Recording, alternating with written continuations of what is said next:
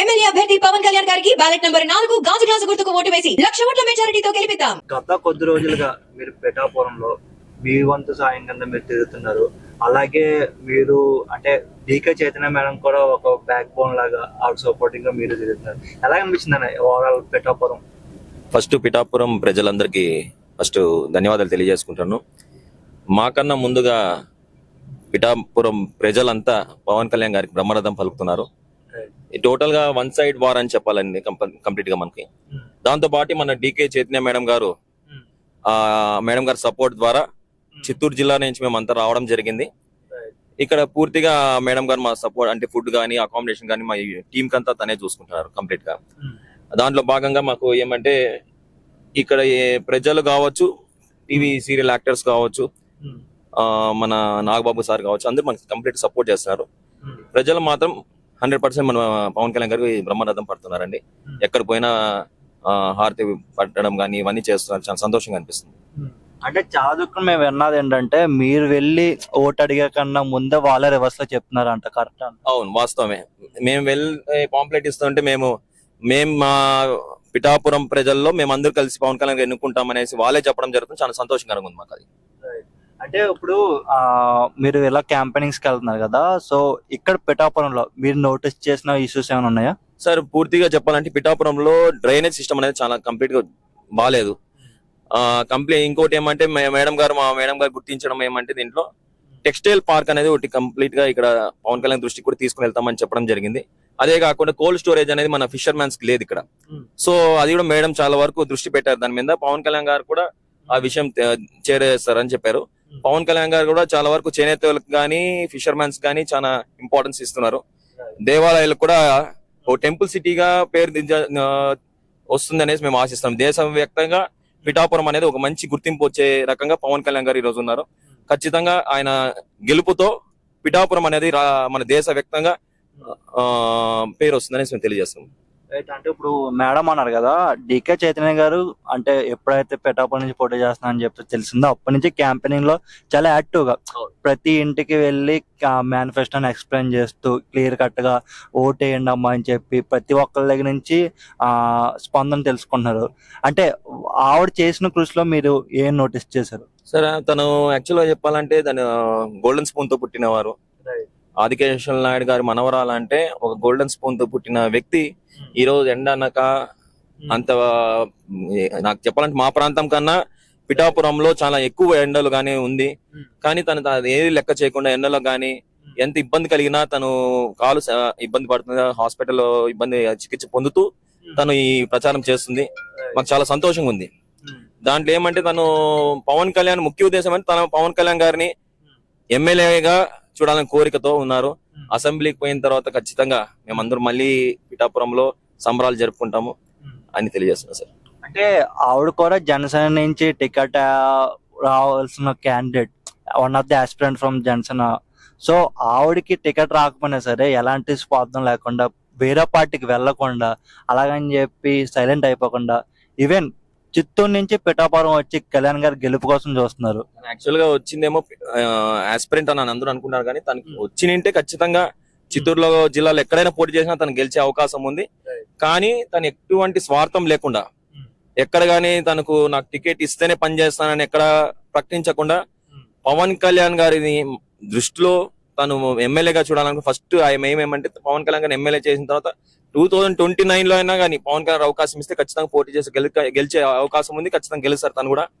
మేమందరూ ఆశిస్తూనే తను యాక్చువల్ గా ఎమ్మెల్యేగా చూస్తామని అనుకున్నాం 2024 లో. కానీ భగవంతుడు కొంచెం చిన్న చూపుతో ఆమెకు టికెట్ రాకపోవడం జరిగింది. అదే స్ఫూర్తితో తను ఎక్కడ రీబౌన్స్ అయ్యి టికెట్ రాకపోయినా పిఠాపురంలో వచ్చి పవన్ కళ్యాణ్ గారిని ఎమ్మెల్యే చేసుకుని తను మళ్ళా చిత్తూరు జిల్లాకు వస్తారని మేము ఆశిస్తున్నాం. ఇప్పుడు చూస్తుంటే కనుక మన ఏపీ పాలిటిక్స్ అనేది ఒక కమ్యూనిటీ చుట్టూ తిరుగుతుంది. సో కాపు అనే కమ్యూనిటీ చుట్టూ తిరుగుతుంది. సో ఎందుకంటారు కాపు అనే కమ్యూనిటీ చుట్టూ రాజకీయం జరుగుతుంది? మీరు కాపు నాడి కింద యూత్ అధ్యక్షుల కింద ఉన్నారు, మీ స్పందన? సార్ యాక్చువల్గా చెప్పాలంటే ఈ రోజు రాష్ట్రం అంతా మన రాష్ట్రంలో చూసుకుంటే అధిక శాతంగా ఉండేది కాపులే సార్. సో పవన్ కళ్యాణ్ గారు వెంట కాపులు ఉండేది వాస్తవమే. ఇప్పుడు ఏ వైసీపీ తీసుకుంటే దాని రెడ్డి కమ్యూనిటీ వాళ్ళు ఉంటారు, అదే విధంగా టీడీపీ తీసుకుంటే కమ్మ కమ్యూనిటీ, ప్రతి ఒక్క కులస్తులు ఉంటారు, వాళ్ళ పార్టీకి సంబంధించిన వాళ్ళు ఉంటారు. అదే విధంగా ఈ రోజు పవన్ కళ్యాణ్ గారికి పూర్తి మద్దతుగా కాపులు అనేది సపోర్ట్ చేస్తున్నారు సార్. మనం రాష్ట్రం తీసుకుంటే దగ్గర మనకి 26%, 26% ఉంది మనకి ఓట్ బ్యాంక్ అనేది.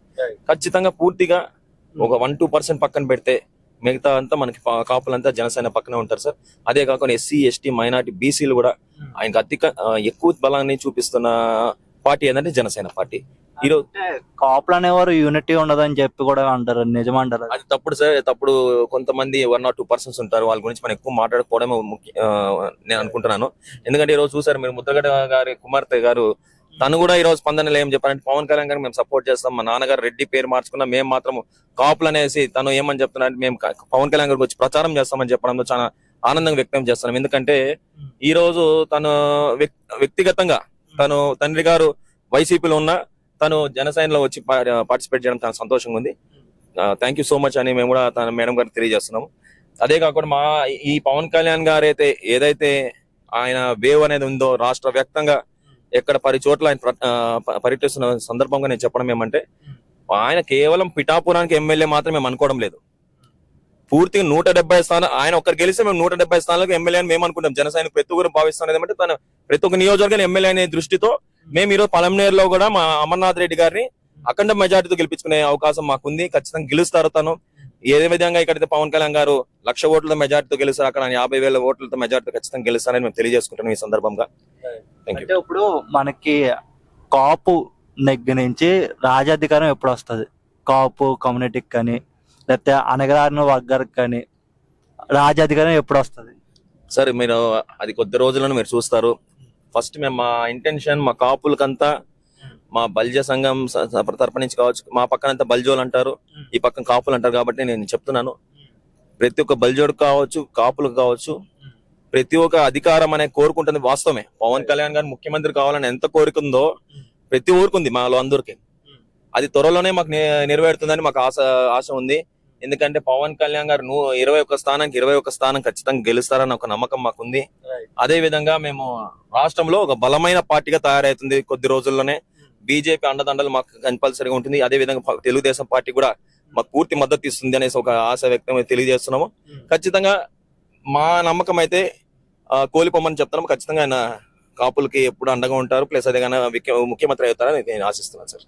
రైట్. అలాగే ఇప్పుడు వైఎస్ఆర్సీపీ నుంచి కాపులకి కానీ అంటే వాళ్ళ కుల సమీకరణ బేస్ మీద టికెట్లు ఇచ్చామని అంటున్నారు. కానీ ఒక రాయలసీమ ప్రాంతం గట్టగా చూసుకుంటే కనుక ఒక కాపు అంటే బలిజ కాపు వీళ్ళకి ఎవరికి కూడా టికెట్స్ ఇవ్వలేదు. దాన్ని ఏ విధంగా చూడొచ్చు సార్? మనకి 4 జిల్లాలు తీసుకుంటే 52 స్థానాలు ఉన్నాయి సార్. 52 స్థానాలు మన రాయలసీమలో ఉంది.